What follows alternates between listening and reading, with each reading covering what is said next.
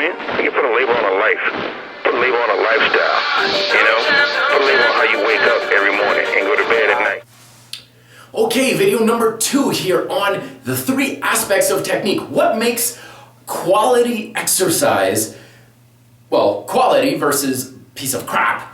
Because really what it boils down to is your technique is the bottom line of what the results you're getting. If you're not happy with the results that you're getting from your exercise, your technique is not good enough. It's that simple. Doesn't matter how many sets you do. Doesn't matter how much blood, sweat, and tears you do. If your technique sucks, your results will suck, regardless of how hard you push yourself.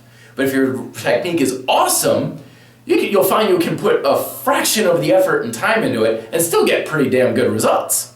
In the last video, I talked about position. Every joint for every exercise. You must be aware of these things and refining things infinitely. No matter how long you've been doing even push-ups, you're still learning how to do them better.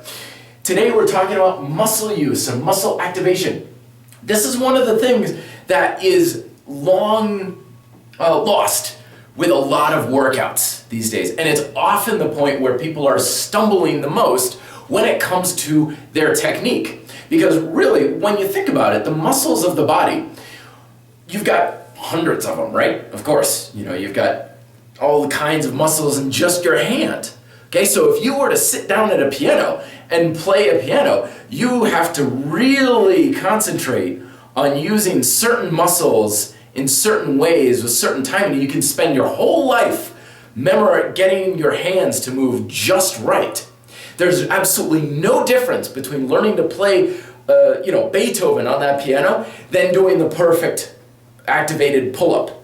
No difference at all. You need to have just as much muscle activation and muscle control and as much concentration of what am I trying to do? How am I trying to get my deltoids to work differently? What about my biceps? How are my biceps engaged with those deltoids? When are they working? How are they working? What's the speed? What's the tempo? All these sorts of different factors. And like I was saying, this is where a lot of people, their workouts are made or broken. Pardon, it's a thunderstorm outside if there's some noise in the background.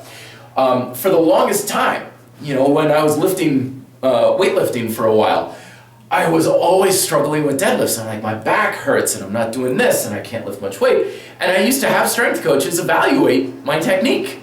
It's like, what am I doing wrong, guys? Something's got to be off.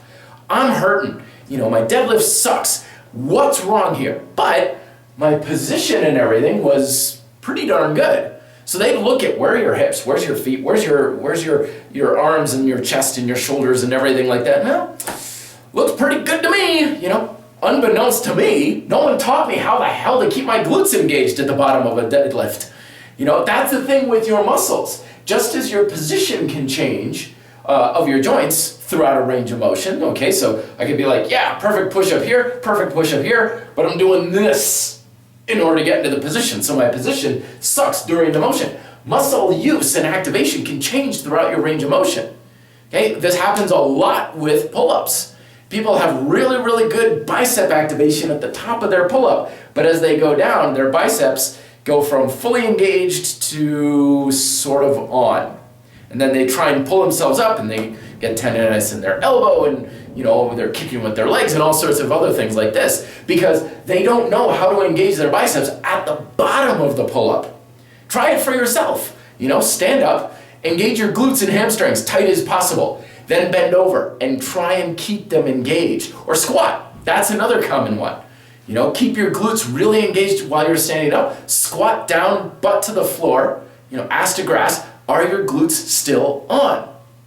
A lot of times, they're going to turn right on off just because we have a culture where we're sitting down a lot. If that's the case, your technique is off. It doesn't matter where your knees are going. It's like, yeah, but my knees are still, not going in front of my toes and my chest is up and everything. So what? You can be in the best position in the world and still have crappy use and activation of your muscles, which means your technique still sucks. Okay? In the third video, I'm going to talk about the last component of a really good technical performance in any sort of exercise that goes beyond these 2 things.